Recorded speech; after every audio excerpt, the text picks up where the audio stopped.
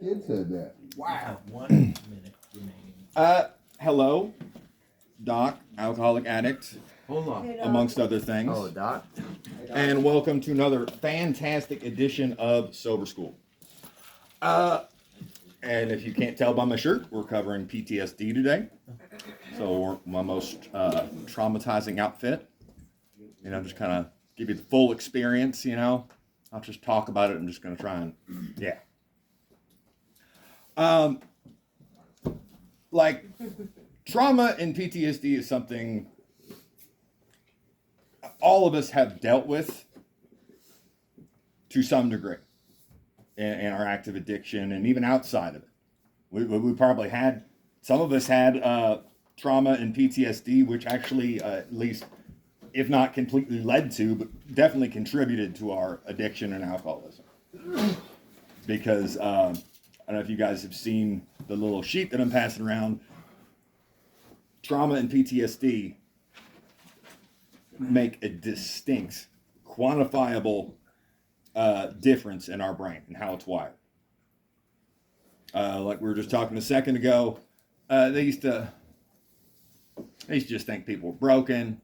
During World War I, they started calling it being shell shocked, because there'd be like you'd be in a trench and there'd be like artillery coming down around you like nonstop, and you never know when the next shell's going to come in, and you never know if the next shell that comes in is going to blow you to hell or kill your best friend.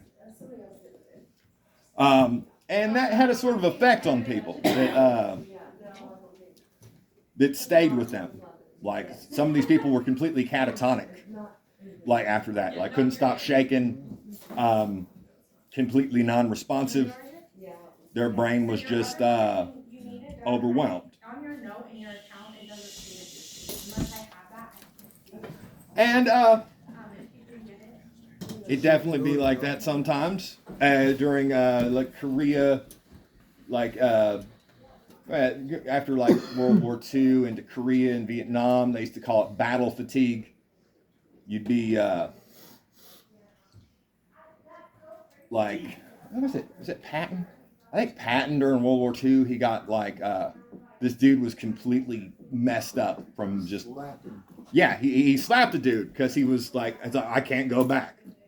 It literally broke his brain, and he's like, I cannot go back into that. And yeah, Patton got in trouble for slapping him. He apologized afterwards, but still kind of a dick move. But that's really the reason why because he was really in line to head the D-Day invasion. But because of that, kind of helped, like, hurt his street cred, so to speak. And then into Gulf War, Afghanistan, Iraq. Typically, it was quantified in DSM as PTSD, or post-traumatic stress disorder. And this is like it's a really tricky problem, because as we've discussed before, we got this little part in our brain called the amygdala, which is it's one of the oldest portions of our brain. It is literally a reptilian vestige. It is it goes back to a common ancestor we had with reptiles. Like, it is one of the oldest parts of your brain, and it just happens to be located right next to your brain stem. So before any of your the you part of your brain can even do anything, it's kind of like the gatekeeper.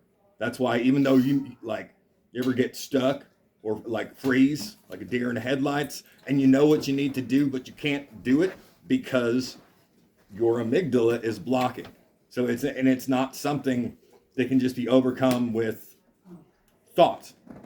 Like, trauma changes the brain, but not the person. Trauma physically alters brain function, because neurons that fire together wire together. So if you're constantly in a state of high alert, your brain becomes wired for that. To like always be waiting for the next shell to come in, or the door to get kicked in, or gunshots, what have you, depending on the your circumstances. you get stuck on high alert, and the available neurotransmitters to help you deal with that, like gamma aminobutyric acid, help you your discriminatory neurotransmitter, it can't even touch it. You just become stuck on, oh God, what's going to happen next? And this is, it alters the brain, like especially in areas tied to fear, memory, and emotion, like an emotional regulation. These changes are adaptations to danger, not character flaws. This is, oh man, he's just gun shy. He's just jumpy. It's just how he is. It's just like, or that's just, it's not something that's wrong with you. It's something that's wrong with you. Like, this is like not something you can, I'm just going to try and be more calm, and I'll be more calm. No, there's not, being hyper amygdalic, and hyper vigilant is not something that you can easily overcome with just I'm just going to decide to, Be calm. Yeah, be calm and bypass this part of my brain that has been hardwired for millions and millions of years. And what happens is the amygdala becomes overactive or hyperamygdalic. In PTSD, the amygdala, the brain's alarm system, stays on high alert. Like it just stays that way, constantly scanning for threats, even when none are present, leading to hypervigilance and anxiety. That's why people like come back from the war. I'm old Bunky. Hi, Rob. Like I was really worried about him when, like I was supposed to move over to side 2, and he was my bunkie, but it was like they told me on the 1st of July, and I'm like, I'm gonna wait till after the 4th of July because I know how hard it is, partially. And I know some of the stuff he had been through, and I'm like, I'm gonna stick with him because I know this is gonna be a tough time for him. And I'm glad I did. And the you part of your brain is the prefrontal cortex. Like you reside about right here, and that's like your personality, and so on and so forth. But I don't know if you knew about anything about like. Look at the layout of the brain, right? So right here on your brain stem is where the amygdala is. Here's actually you. So it's got to get through everything. It's about as you almost in relationship to the brain stem.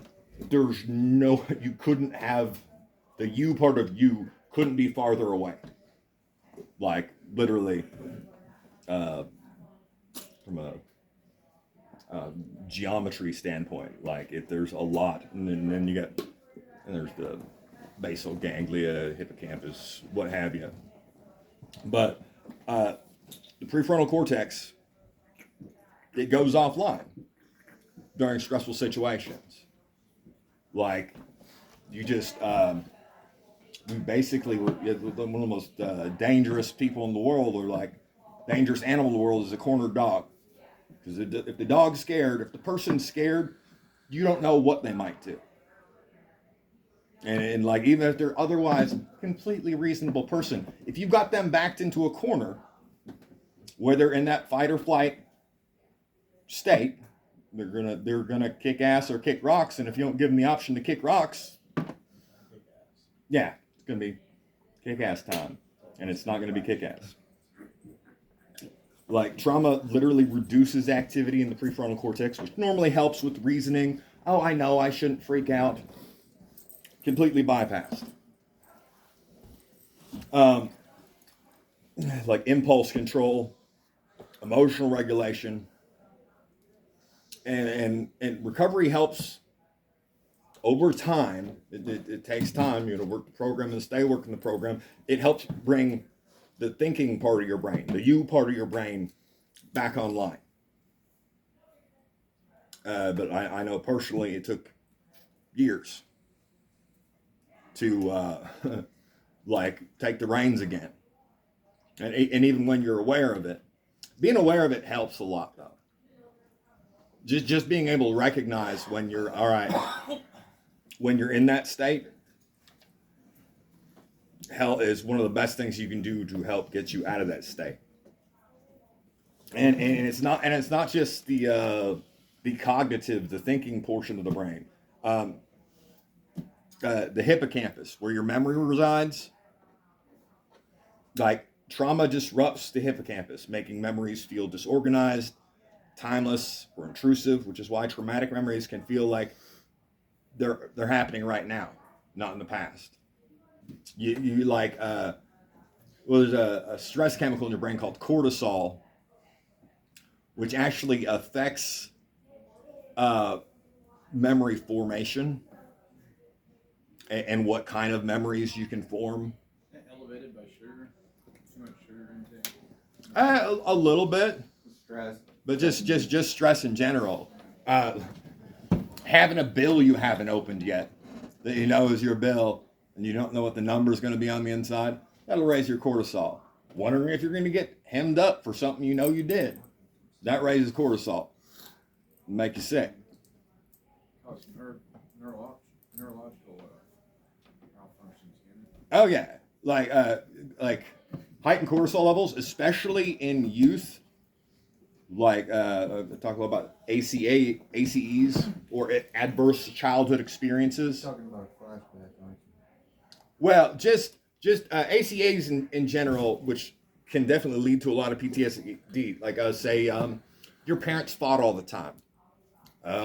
Maybe you grew up real poor and didn't have enough food, or went to school with in dirty clothes. Had to do messed up stuff. Got molested. Got beat. Or whooped excessively. Like there's a whole list of them. If you got a score of 7 and up, I believe, your statistical risk for things like cancer, diabetes, Parkinson's, multiple sclerosis, a whole myriad of physiological disorders can come from adverse mental experiences. It is unhealthy on so many levels. Cortisol, its main job is to help break down proteins and fats into sugar in case you need to kick ass or kick rocks. It just keeps a little ATP on deck in case you got to do something and do something quick. And the nervous system just gets basically stuck in survival mode. PTSD keeps the body locked in fight, flight, freeze, or fawn. So apparently there's 4. I'm gonna have to look into fawn. I feel they've updated the literature a little bit. Recovery involves teaching the nervous system that the danger has passed. Like doing stuff like working your step 4. And processing all the things you're scared of and why.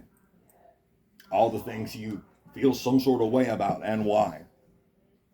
Sexual inventory, all the things, all the dark things that you don't want to talk about. Going into that helps address it. And like the triggers of PTSD are sensory, not logical. Even if you know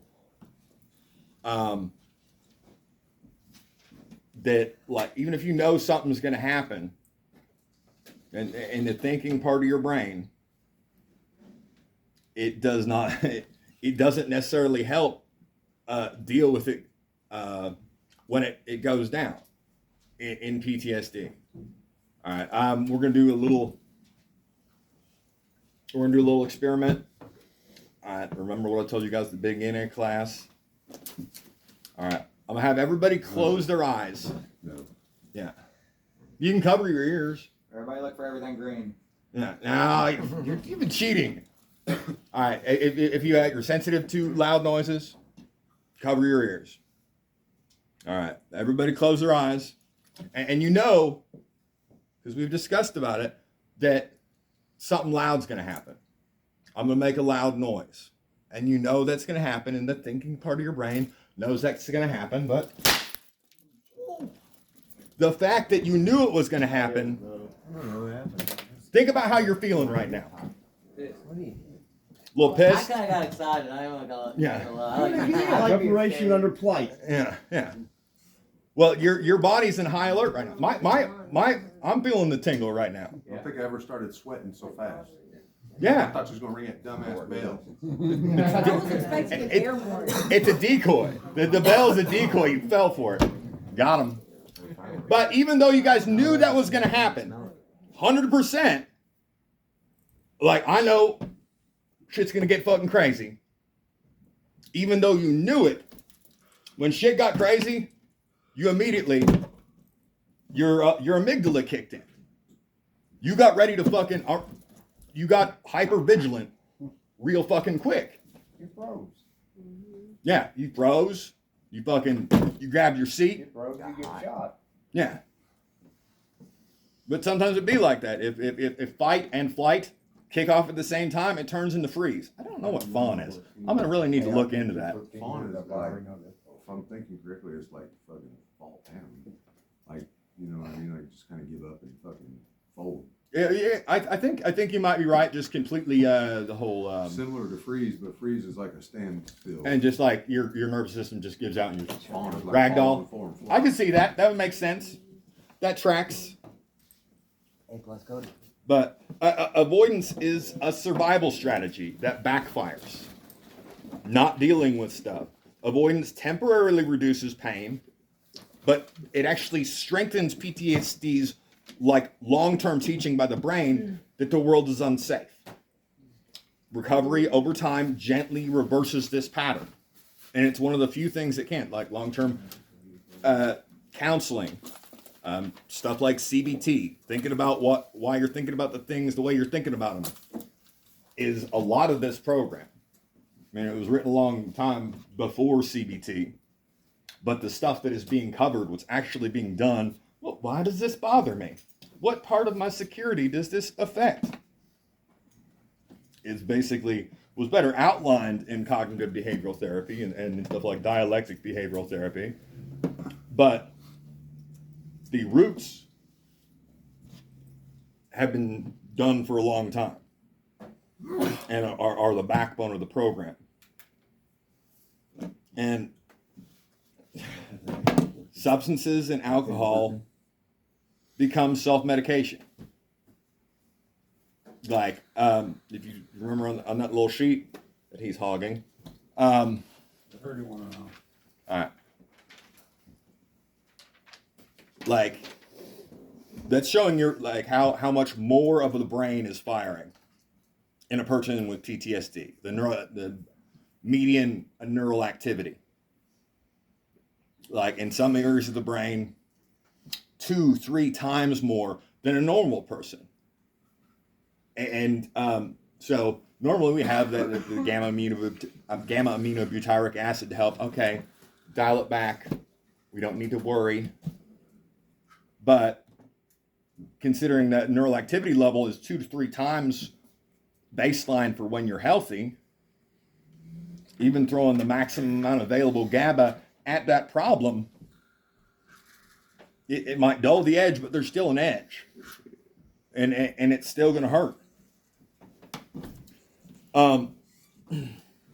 Like many of us have used substances and alcohol to try and quiet the nervous system. Escape intrusive memories, the things we're trying to like not remember, things we can't handle. So rather than deal with them, we do stuff that makes us not remember, you know. Like drugs, like alcohol especially, upregulates GABA. Stuff like benzos and stuff upregulate GABA. And that's why they give like benzos for anxiety. Because it gamma aminobutyric acid will dull those colors down. You're going to give less fucks, so to speak. But even on something like that, when you're taking stuff like alcohol or drugs to deal with this these traumatic memories, it ultimately downregulates the availability of your naturally occurring neurotransmitters like GABA. Yes. So what is it about those benzos, such as like the Xanax or Klonopin or Yeah. any of that type of stuff, that causes some of us to black all the way out? Retrograde amnesia. Become violent or sticky finger. Yeah, kleptomania. Yeah. What is that about? Because you need to give some fucks. Some fucks are required. Like, you need to give some fucks about things. I can see that occasionally. Yeah, well, you need, like, okay, that, like, I don't want to go to jail, or I shouldn't fight the police with my pants off. You know, you should give fucks about stuff like that. But GABAergics like benzodiazepine, Valium, Razepam, alprazolam, clonnitrazolam. It's a good one. They're GABAergics. They massively upregulate that chemical in your brain. So you give fucks about nothing. In the same way, because your body tries to deal with trauma. It'll throw all the GABA it has available at it if you're in this state. And that's why it ultimately affects memory. And the same sort of like... They essentially numb or numb it. What? Yeah, If this is the problem, and we're taking that for that reason, that numbs that, right? Because it reduces the amount of neural activity. Okay. It shuts down some of those pathways, or at least turns the volume down on them. What about when someone's calm and give no fucks, and someone's amped up and give no fucks? What's the difference there? Well, being calm and giving no fucks is your prefrontal cortex. That's you not giving a fuck.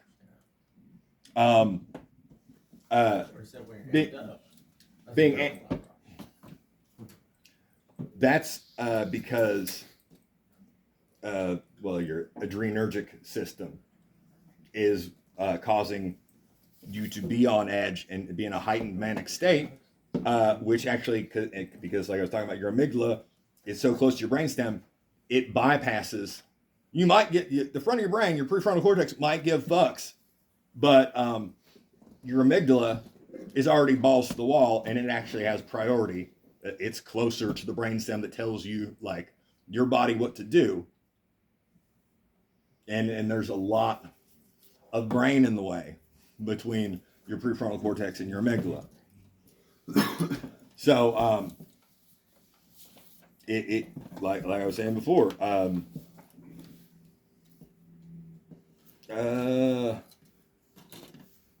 So because of what those benzos do to me, I can say I've never been addicted to them. I've taken like maybe 3 Xanax in life. I know. Because each time I've taken one, they've caused me such a fucking ignorance. I think I'm allergic. I break out into handcuffs every time. Oh my God. Yeah. All 3 times. Yeah. 3 for 3. Yeah. But really, and with benzos, it's less, it's a different kind of addiction. It's so effective at upregulating GABA because you need GABA. Like, you need it to keep you from, like, having a seizure, for example. Oh, that's why a lot of people who go, if you can't go cold turkey off benzos, because your body has become accustomed to having a heightened level of this neurotransmitter. So when you take it away cold turkey, You die. yeah, seizures and death. And it's hardcore. Same with alcohol. Yeah. Oh yeah. It's about What about mixing the Xanax? That's a good way to die. About to kill you or not. Yeah. Makes you feel like you're dying. Oh, Well, alcohol intensifies the effects, and it's also a GABAergic as well.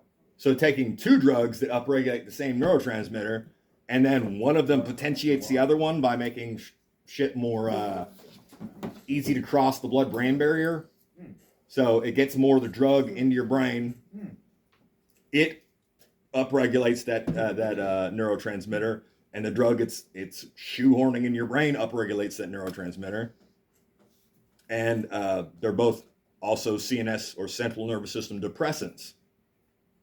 So super calm, give no fucks, don't even give a fuck about breathing, and you die. Yeah. Your nervous system shuts down. Yeah, but it is you need to give some fucks, like it is required. It's about, life is all about finding that happy medium about how many Don't do it. how many fucks to give, you know. I have one fuck left. It's in a little jar downstairs right now. It really is. Yeah.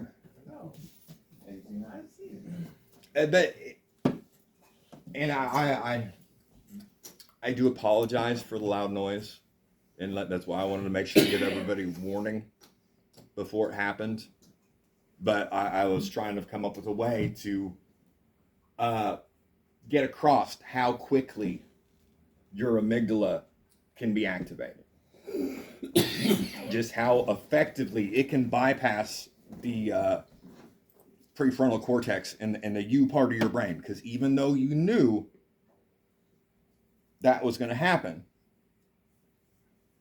you still felt it, at least a little bit, whether you want to or not.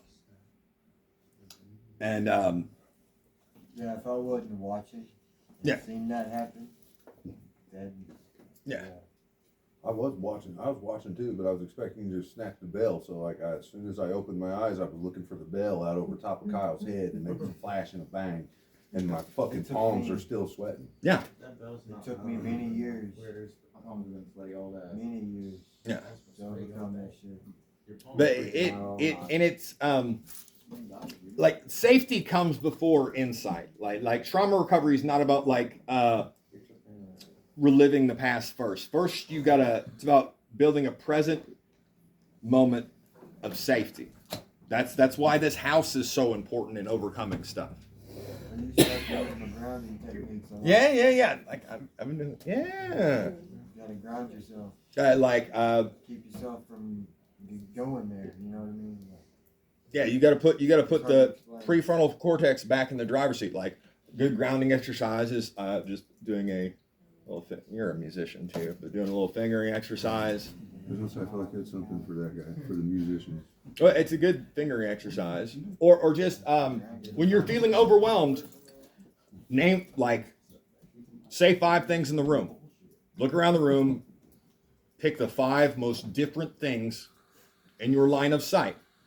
Dog, Kyle, Jody. Yeah. I gotta stop saying names. We Yeah. can say names. Yeah. Softball. But what that does, that's in your prefrontal cortex. That's the you part of your brain. Yeah.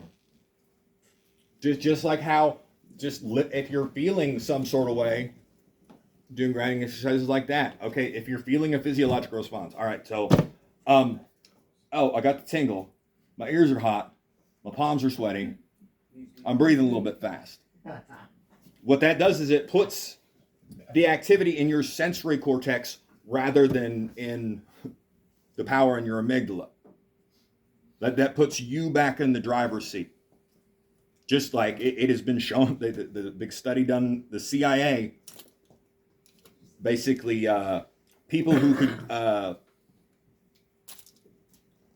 stick it out and deal with being tortured, not break. That's what they did. And life is torture sometimes. So if it's good enough for the CIA, it's good enough for me. But it's hard to argue with results.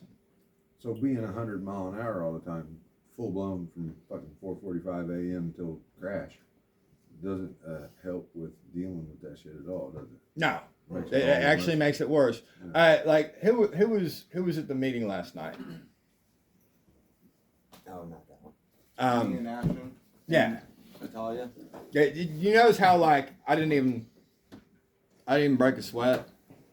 I just, okay, here's the deal, and just dealt with it. And because that's part, like I'm on the autism spectrum, and I'll show you an active MRI of like Temple Grandin. Like her brain is lit up like a Christmas tree. I'm so easily overwhelmed, and I'm always on edge. Like, and definitely, I'm the guy you want if shit's off, on fire, or underwater. If shit's going down, like I'm a great person to have there, because you seen the Avengers? And they ask like Bruce Banner, like, how do you keep from getting angry? It's my secret. I'm always angry. The reason I don't sweat, my hand doesn't shake when shit's going down, it's because I'm always fucking anxious, and that does have some benefits if especially in a place like this. If shit's going fucking crazy, okay, I just stay focused on the solution. But to that same end, I have a big problem with self-sabotage. Because when shit is not off, on fire, or underwater, I'm freaking the fuck out. It does the same thing as being like waiting for the next shell to fall. It's quiet, too quiet. Fucking freaks me the fuck out. So I'm gonna turn something off, fucking light something on fire, or put something underwater, because then I know where I stand. That makes a lot of sense. Yeah, it's horrible. But the body must be included in recovery. Like, because trauma lives in the nervous system, somatic approaches like breathing, movement, grounding exercises, where you put the focus of your brain on another system, your peripheral nervous system, like focus on breathing, the motor center of your brain, sensory cortex, things like, I know it seems like a bunch of hokey patchouli bullshit, but stuff like meditation, yoga. There's a lot of yoga in jail, and it really helped. Well, I'm not, because it promotes mindfulness. I'm very cognizant of what my body's doing and how my body's feeling. That's like almost all of my focus is there. So, because I only have so many fucks to give, like I only have so much focus to give.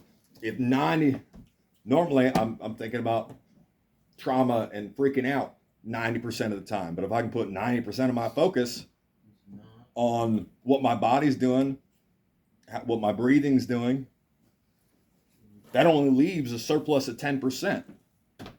I'm no mathematician, but that's a 80% reduction in anxiety.